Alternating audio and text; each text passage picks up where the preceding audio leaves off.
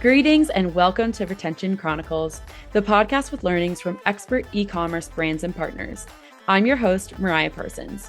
If you're here, you're either on a quest for e-commerce enlightenment or you accidentally clicked the wrong link. Either way, I am thrilled you stumbled into our corner of the internet and I hope you'll stick around. We've got pearls of wisdom for everyone, whether you're running a multi-million-dollar business or simply just starting out on your entrepreneurial journey. Before we unleash the brilliance of today's guest, let's give a shout out to our podcast sponsor, Malomo. Malomo is so much more than just another Shopify app. They're post-purchase wizards, making beautiful and branded order tracking smoother than a jazz solo, so our amazing founders, like our guests, can keep their customers happy and up to date while they track their orders.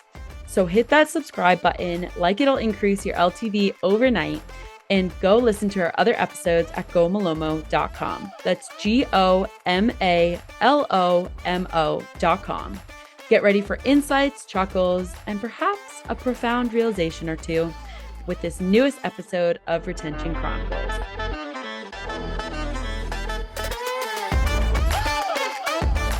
Hello, everyone. This is your host, Mariah. I'm just popping in to share that this episode is a little bit different from our normal schedule. It was recorded during a webinar, but after the fact, we realized it was packed with such great strategy that we wanted to share it on this podcast. So you'll hear from our co-founder and CEO, Yaw Aning, and he's going to share 10 lessons in the post-purchase space that he's learned from working with upwards of 5,000 Shopify brands. So we hope you'll enjoy and tune in next week for our regular episode.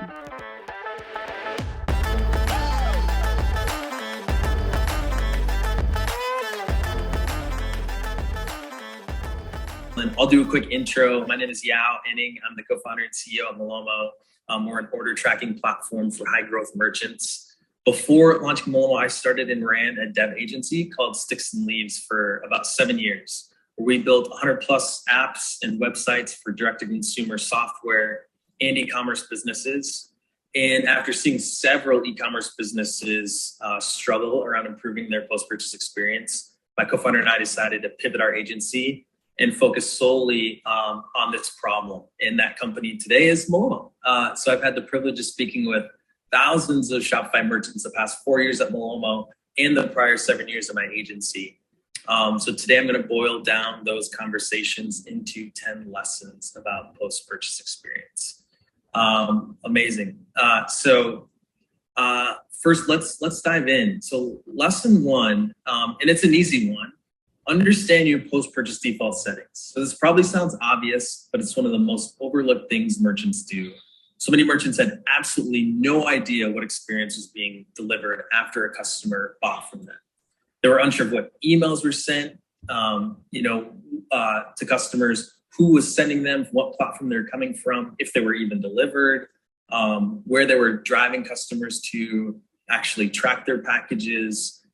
List goes on. So that's the first thing I recommend people do is understand what the current experience looks like and get a baseline understanding of what's going on.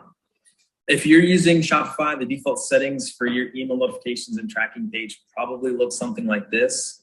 One of the first things I recommend doing is actually being a consumer of your store, right? Going and placing an order and seeing what the experience is like firsthand, and then make note of all the touch points you're delivering or lack thereof that you'd expect to see. So you may be surprised in both a good way and bad way about what your customers are experiencing when they buy from you, and understanding that first and foremost is really key to figuring out what to do and how to improve. Lesson two, it's not about the features of any one post-purchase platform, but rather your brand strategy that will determine your success. So it's easy to get lost in a list of all the features one platform might have versus another, and then make your buying decision based on the vendor that has the most number of things. And this doesn't just go for a post-purchase platform, it goes for any platform. Right? The problem is that software vendors, we are really great at selling our features. So we'll often convince you, and vendors will often convince you, right, that you'll need features that you may not need or ever use. So instead of letting the vendor drive your buying strategy, you'll be amazed at how clear your buying decisions become when you first focus on your brand strategy and then how the platform can effectively help you unlock that strategy. In this way, you're basing your decisions on what you actually need and not what the vendor tells you need. If you're not sure how to formulate your strategy, here's a really great quick exercise. Start broad with your goals and then go narrow over time.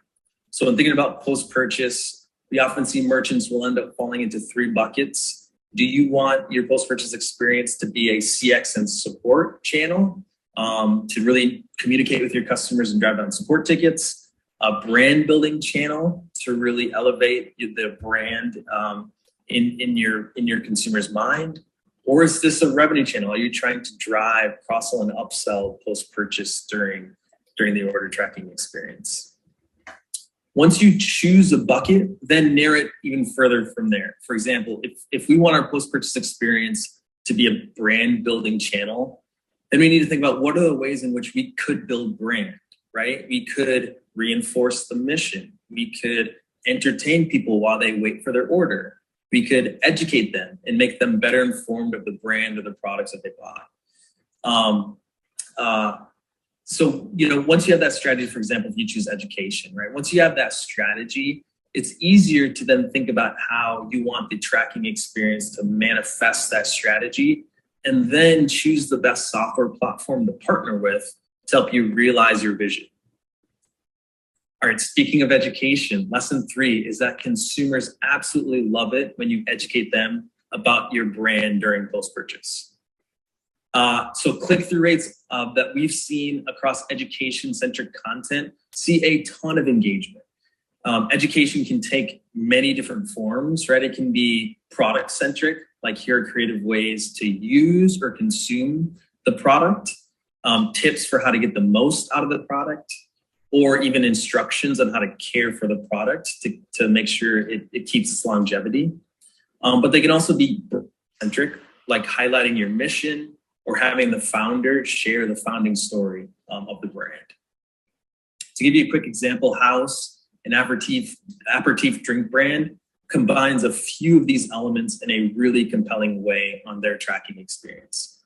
They share everything from how to store your bottle between uses, recipe ideas, and even what to do when you've consumed it all, like how to upcycle the bottles as a flower holder. Just super clever way to keep the brand front and center, even well after that consumer is done using the product. Okay, lesson 4. You shouldn't invest in a post-purchase experience just to check it off your list of things to implement because you saw some other cool or innovative brand doing it, right? Order tracking is a super intimate channel. Your customers' emotions are in a heightened state of both excitement about the package arriving and anxiety, hoping that it makes it to them. And so you should deliver an experience that is representative of what you stand for, right? Think about the DNA of your brand, what makes it special and unique. When you start from that, creating the right experience actually becomes effortless, right? Try not to look at what everyone else is doing. Do what feels right and natural for you and what your brand stands for. All right, lesson 5. Merchants that develop a great experience first set goals based on their strategy. We've all probably heard the saying, right? What gets measured gets managed. So if you don't know what you're optimizing for, your experience will show it. It will feel uncoordinated and disjointed. So depending on your strategy, if you don't know where to start, like here are a couple of example metrics you might want to track. So if your goal is customer experience, you might want to start measuring the percentage of orders that are experiencing a problem, for example. You might want to look at your performance against your fulfillment or your carrier SLAs, right? How on time are we at delivering our packages? You might also want to look at the number of support tickets related to shipping and try to drive those things down over time. If your strategy might be more revenue centric, you might be looking at repeat revenue. You might be looking at conversion rates or even retained revenue, right? How many people bought from us and didn't cancel their order because their order experienced some sort of problem during delivery. Alternatively, if your strategy is more brand-centric during post-purchase, you might look at the number of tracking impressions that you're delivering, right? The engagement rate that's happening on the tracking experience. What are the things that people are engaging with?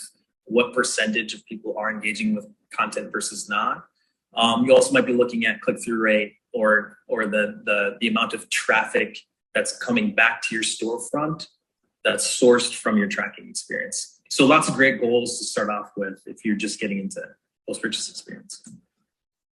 All right, every merchant I know is in a perpetual state of implementing new tools. I don't know like how you guys find any time to do anything else, but you're constantly implementing new tools and campaigns.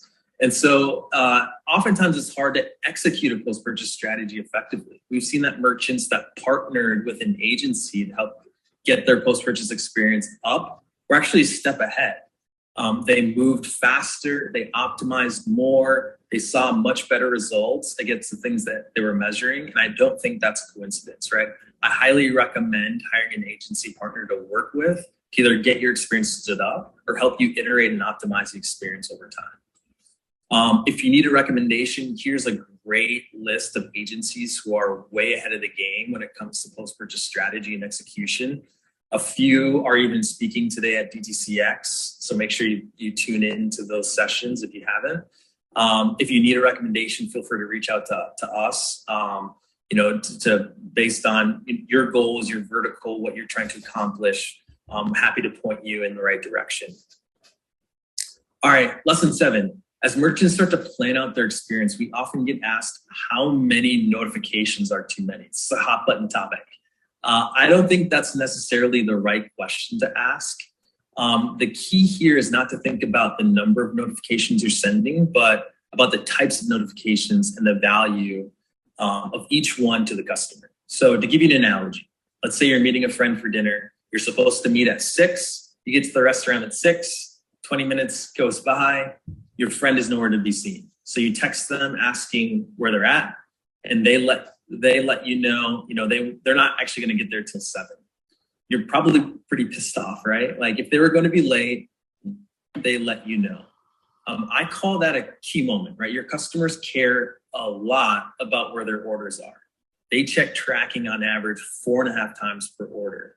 Keeping them updated when things deviate from expectations is one of the most important things you can do to build trust with your customers.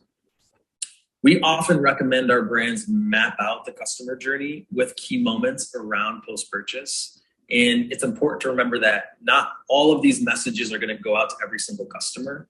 But when these events do happen, like a delay or an exception, for example, they'll matter a lot in that moment to the customers that experience them. So make sure to plan a strategy for each moment. All right, lesson 8. Start with a strong foundation that is built on trust and transparency with your customers. How can you develop trust? There are 3 super simple ways. 1, be specific when you're following up with customers. 2, be proactive when following up with customers. And 3, be honest when you're following up with customers. This email from Mongoose is a textbook in communication best practices. So they lead with an email that specifically calls out what's going wrong with the order, that the shipping company couldn't deliver the package to them. They were proactive in letting the customer know exactly what happened and what they should do next to ensure the package can be redelivered, right? Check the address, make sure that the address is correct. If it is, let our team know. If it's not, right, reply back with the right address. And then their fun fact at the end, at the bottom in pink, letting their customers know they're a small mama-run business who's grateful for their customers, is honest and transparent, right? In a moment that might be frustrating to consumers, they did all the right things to diffuse any potential customer frustration and actually turn that negative moment into a trust-building moment that matters. All right, lesson 9. Driving subscriptions is a top of mind topic for many, many merchants right now. The ones that are winning with subscriptions, they make subscriptions an important part of their pre and their post-purchase strategy. So I'm obviously going to focus on the post-purchase strategy here. Soylent does something so smart where they actually segment their tracking experience to drive their subscription business. For subscribers, they send those customers to a tracking experience that is very brand-centric, right? a really on-brand, great hero image, content to reinforce the brand story underneath that. And then they do a really nice way of highlighting their mission and driving that mission through referrals. Really, really smart. While on the other hand, first-time buyers, right, are shown the benefits of subscribing. Some of the most popular subscription products that customer might be interested in, and then some product education. This strategy is potent and works extremely well to drive retention in the subscriber base and adoption from non-subscribers.